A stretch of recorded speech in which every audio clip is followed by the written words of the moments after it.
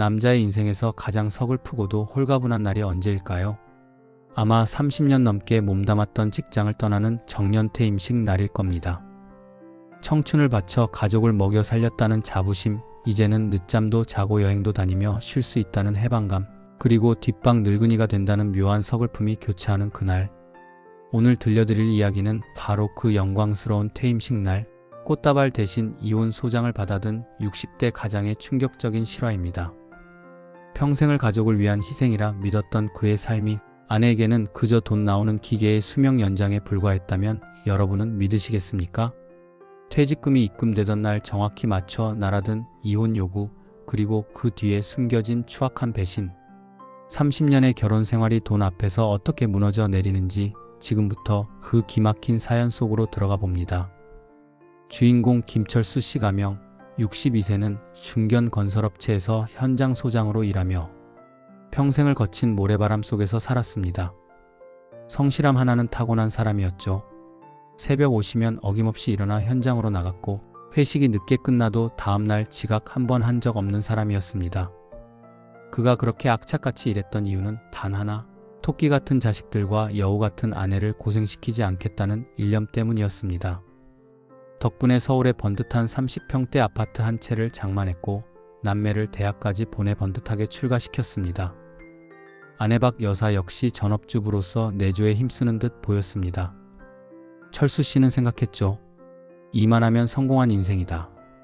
이제 은퇴하면 그동안 고생한 아내 데리고 크루즈 여행이라도 다녀와야지. 드디어 대망의 정년퇴임식 날이 밝았습니다. 회사 동료들의 박수와 후배들이 건네는 감사패를 받으며 철수 씨는 눈시울을 붉혔습니다. 통장에는 평생의 피와 땀이 어린 퇴직금 3억 원이 입금되어 있었습니다. 이 돈은 노후 자금이자 아내와 함께 보낼 제2의 인생을 위한 종잣돈이었습니다. 철수 씨는 들뜬 마음으로 꽃다발을 안고 집으로 향했습니다. 아내가 맛있는 저녁상을 차려놓고 기다리고 있을 거라 생각했으니까요. 현관문을 열며 힘차게 외쳤습니다. 여보, 나왔어. 이제 진짜 백수다. 그런데 집안 공기가 묘하게 차가웠습니다. 불은 켜져 있는데 인기척이 없었죠. 식탁 위에는 그토록 기대했던 진수성찬 대신 하얀 서류 봉투 하나만이 덩그러니 놓여 있었습니다. 이게 뭐지? 서프라이즈 선물인가?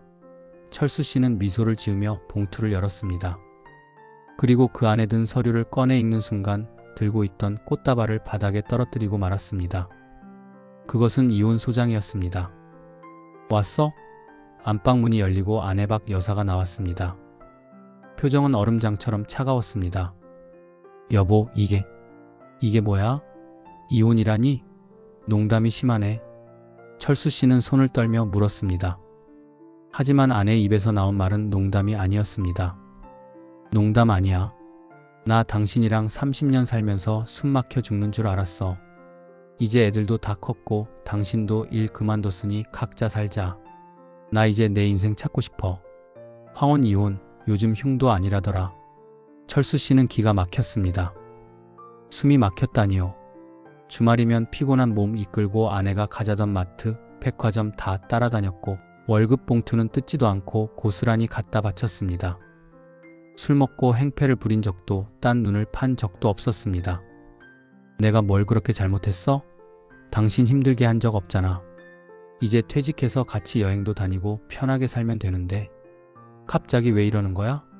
철수 씨의 호소에 아내는 코웃음을 쳤습니다. 당신은 그게 문제야. 자기가 뭘 잘못했는지도 몰라. 나는 당신이 밥 먹을 때 쩝쩝거리는 소리도 듣기 싫었고 냄새나는 작업복 빨래하는 것도 지긋지긋했어. 그냥 당신이라는 사람 자체가 싫어. 이제 당신 밥 차려주는 파출부 노릇 그만할래. 소장에 다 적혀 있으니까 읽어봐. 재산은 정확히 반반이야. 아파트 시세 15억이니까 7억 5천, 그리고 오늘 들어온 퇴직금 3억, 그것도 반 나눠. 연금도 분할 신청할 거야. 아내의 요구는 구체적이고 치밀했습니다. 마치 오랫동안 준비해온 사람처럼 말이죠. 퇴직금, 오늘 들어온 그 돈까지 정확하게 계산하고 있었습니다. 철수 씨는 그제야 깨달았습니다. 아내는 오늘을 기다려왔던 겁니다. 남편이 돈을 벌어오는 기계로서의 수명이 다하는 날, 마지막으로 퇴직금이라는 목돈이 들어오는 날, 그날을 D-데이로 잡고 이혼을 통보한 것입니다. 배신감이 쓰나미처럼 밀려왔습니다. 당신, 돈 때문에 그랬어? 내가 돈 못 벌어오니까 이제 필요 없다 이거야? 말 함부로 하지 마. 그 돈 나도 받을 권리 있어. 30년 동안 당신 내조하고 애들 키운 값이야. 법대로 해. 싫으면 소송 가든가. 어차피 당신이 이길 확률 없어. 아내는 가방을 챙겨 들고 친정으로 가겠다며 집을 나갔습니다. 텅 빈 거실에 남겨진 철수 씨는 소주병을 까고 밤새 울분을 토했습니다. 30년 세월이 송두리째 부정당하는 기분이었습니다. 다음 날부터 지옥 같은 나날이 시작되었습니다. 아내는 변호사를 선임해 재산 가압류를 걸어왔습니다. 자식들에게 전화를 해봤지만 아들과 딸도 엄마 편이었습니다. 아빠, 엄마 그동안 고생 많이 하셨잖아요. 엄마 인생도 존중해주세요. 그냥 엄마가 달라는 대로 주고 편하게 보내주세요. 자식들마저 등을 돌리자 철수 씨는 삶을 포기하고 싶었습니다. 그냥 다 주고 산속에 들어가서 살까 생각도 했습니다. 하지만 억울해서 견딜 수가 없었습니다. 평생 현장 먼지 마셔가며 번 돈을 저렇게 매몰차게 떠나는 사람에게 반이나 떼어준다는 게 용납되지 않았습니다. 철수 씨는 지푸라기라도 잡는 심정으로 이혼 전문 변호사를 찾아갔습니다. 변호사는 고개를 저었습니다. 선생님, 솔직히 말씀드리면 불리합니다.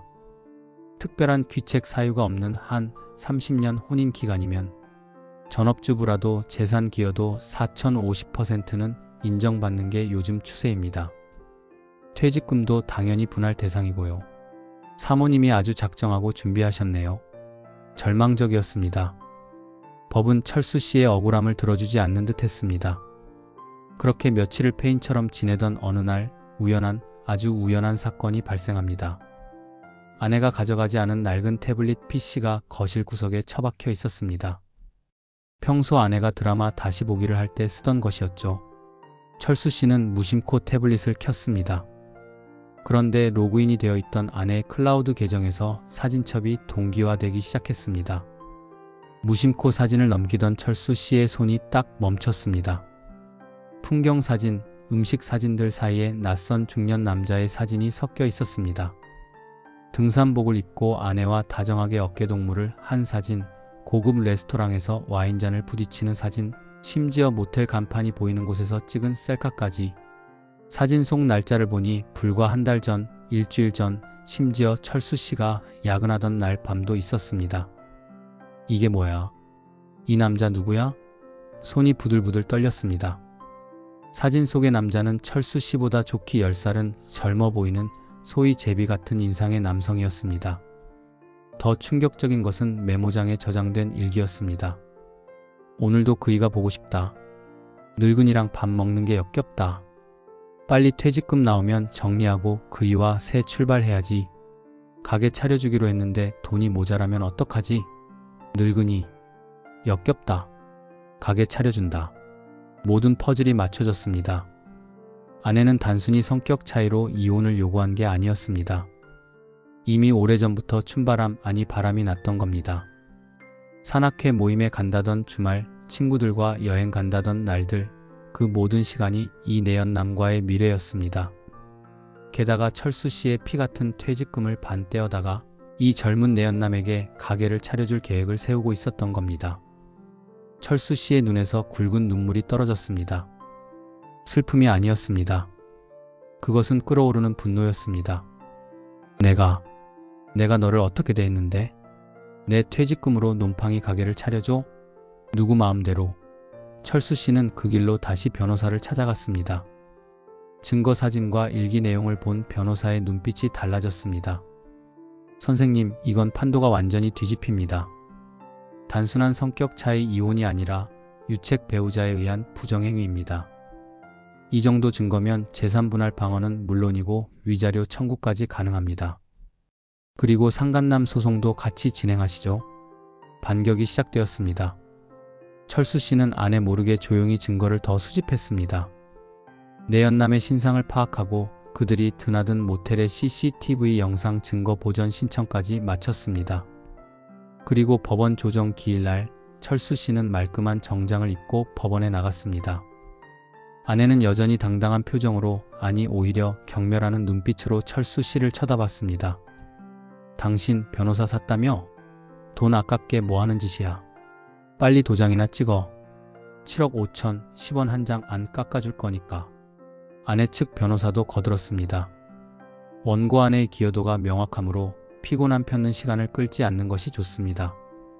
철수 씨는 아무 말 없이 품에서 서류 봉투를 꺼내 테이블 위에 올려놓았습니다. 그래, 30년 동안 고생했지. 나 속이느라. 뭐? 무슨 소리야? 철수 씨의 변호사가 태블릿 PC에서 출력한 사진들과 일기사본을 아내 앞에 펼쳐 보였습니다. 아내의 얼굴이 순식간에 사색이 되었습니다. 불그락 푸르락 하던 얼굴이 하얗게 질리더니 입술을 파르르 떨기 시작했습니다. 이게 당신 이거 어디서 났어? 이거 불법 아니야? 불법? 내 집에 있는 내 태블릿 내가 본 게 무슨 불법이야. 그리고 이 남자한테 가게 차려주기로 했다며? 내 퇴직금으로? 철수 씨의 호통에 조정실이 찬물을 끼얹은 듯 조용해졌습니다. 아내 측 변호사도 당황하여 서류를 훑어보더니 난감한 표정을 지었습니다. 유책 사유가 너무나 명백했기 때문입니다. 박영자 씨, 당신이 원하던 대로 이혼해 줄게. 그런데 조건이 바뀌었어. 재산 분할? 꿈도 꾸지 마. 당신은 유책 배우자야. 내가 번 돈으로 30년 편하게 살았으면 됐지. 어디서 바람피운 놈 미천까지 대주려고 해?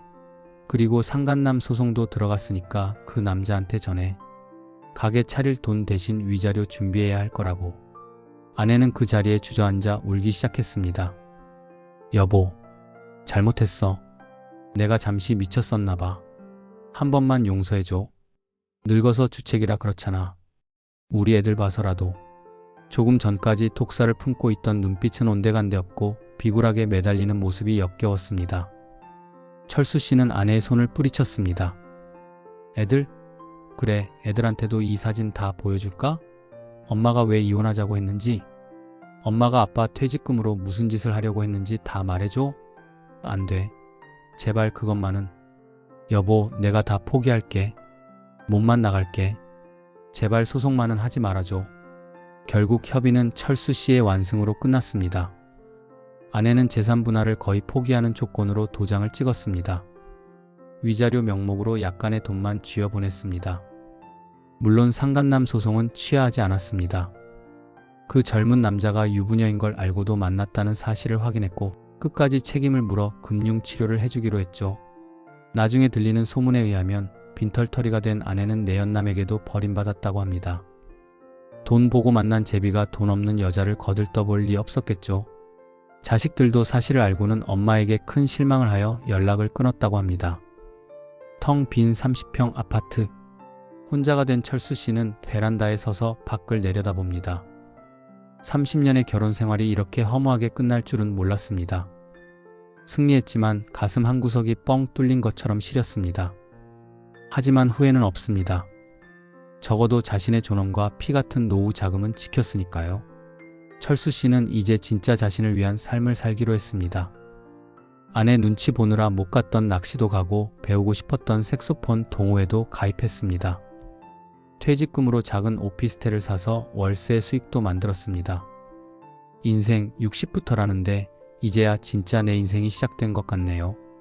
비싼 수업료 치렀지만 덕분에 사람 보는 눈도 생기고 마음도 단단해졌습니다. 철수 씨는 씁쓸하게 웃으며 말합니다. 여러분, 황혼 이혼이 급증하는 시대입니다. 물론 서로 맞지 않아 쿨하게 헤어지는 경우도 있겠지만 철수 씨처럼 평생을 바친 가장의 등 뒤에 칼을 꽂는 배신도 비일비재합니다. 배우자를 믿지 말라는 것이 아닙니다. 하지만 내 인생과 내 재산을 지킬 수 있는 최소한의 안전장치는 있어야 한다는 것입니다. 그리고 무엇보다 돈이 사랑보다 위에 있는 관계는 언젠가 반드시 무너진다는 사실을 잊지 마십시오. 퇴직금이 입금되던 날의 악몽은 끝났습니다. 이제 철수 씨의 통장에는 돈뿐만 아니라 온전한 자유가 입금되었습니다.